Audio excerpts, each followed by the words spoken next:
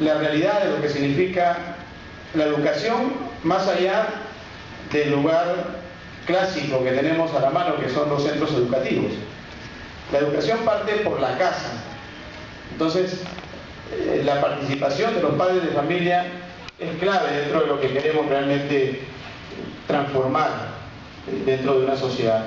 Y en algunos lugares, pues, tenemos mayor asistencia por parte del Estado. Por ejemplo, en los Estados Unidos, muchos mexicanos cruzan la frontera para tener a sus hijos en territorio americano. ¿Por qué?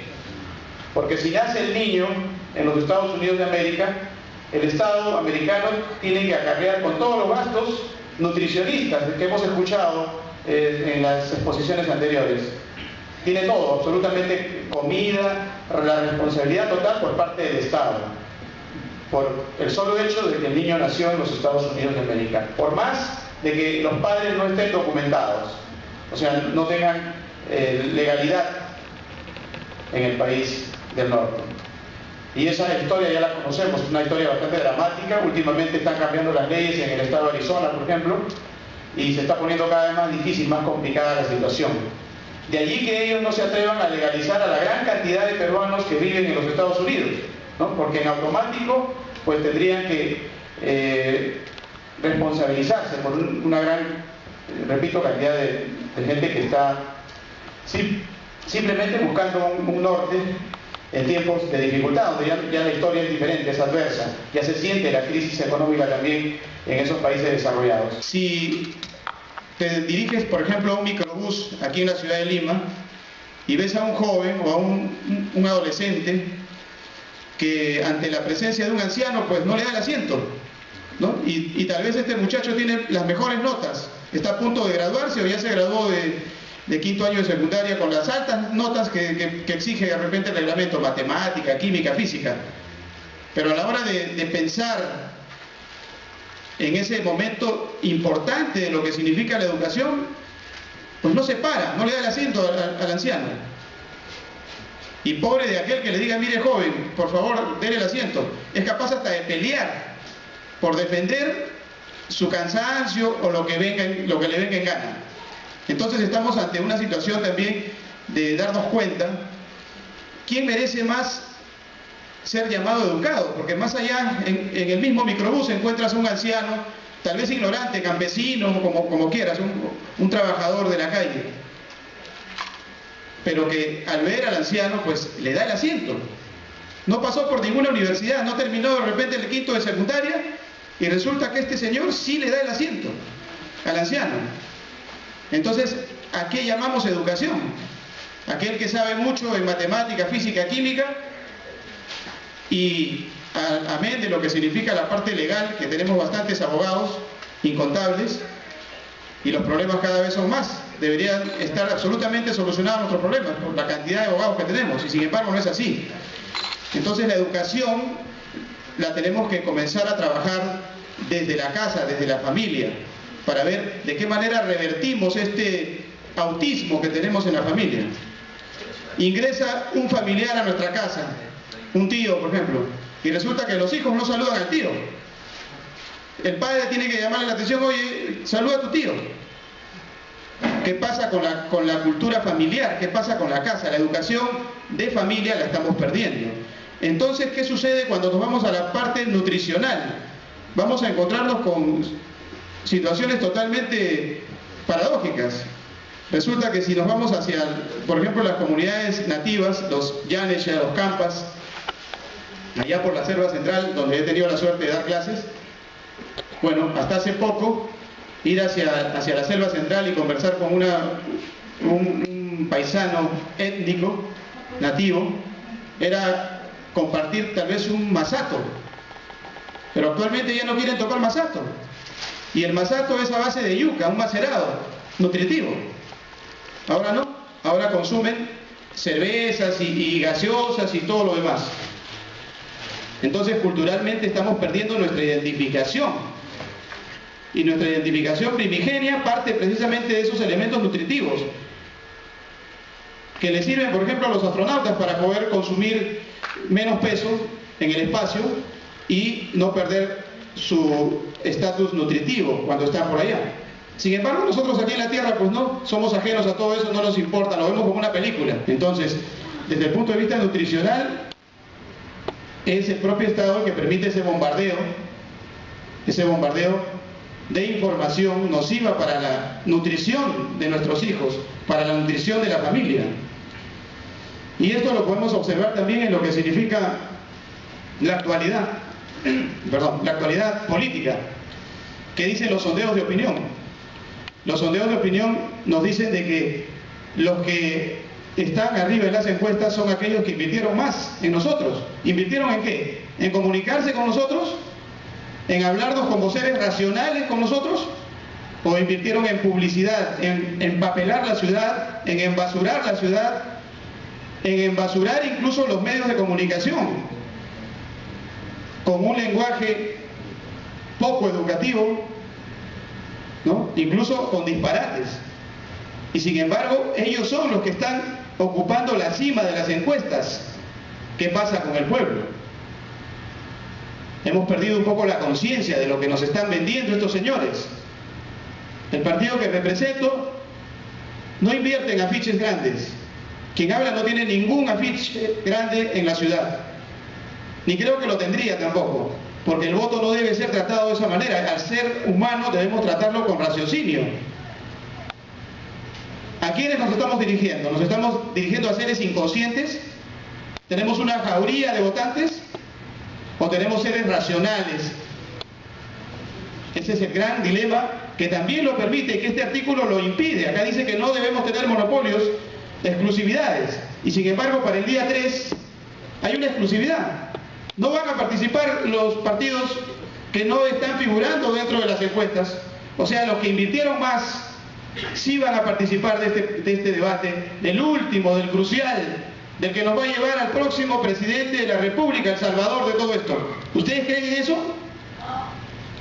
Entonces, la invitación como padres de familia es a despertar esa conciencia. ¿Qué mejor que una madre de familia para darse cuenta lo que realmente necesita el Perú? Ella que maneja la economía diaria, ella que sabe los problemas que puede tener el maestro y que no se abastece muchas veces un maestro y que necesita el apoyo de un padre de familia para que el niño o el hijo respete una clase, respete el saludo a la madre incluso. Se están perdiendo los valores. ¿Por qué? Porque tenemos una ridiculización en masa en los medios de comunicación. No tenemos nada contra los homosexuales ni nada por el estilo, pero hay una exageración. Si visitamos Estados Unidos, si visitamos Venezuela, que son, por mencionarle, dos lugares polarizados, vamos a darnos cuenta que es cierto, hay libertad de expresión, pero no hay libertinaje de expresión. Una cosa es que te den libertad para poder decir las cosas y otra que tú estés a tu libre albedrío. Actualmente la televisión o los medios de comunicación le dan rienda suelta al disparate, a la lisura, a la ofensa. Hacer reír significa ridiculizar al otro. En otros países te dicen, ¿cómo te llamas? Timoteo. Nadie se ríe. ¿Cómo te llamas? Heraclio. Nadie se ríe. No hay burlas. Todos son señores. ¿Qué pasa en el Perú? Lamentablemente en el Perú, si tenemos contaminados los medios de comunicación y las asociaciones de padres de familia a nivel educativo, no levantamos nuestra voz porque somos los únicos que podemos hacerlo. Este es un canal que tiene que ver directo con los hijos, con la familia.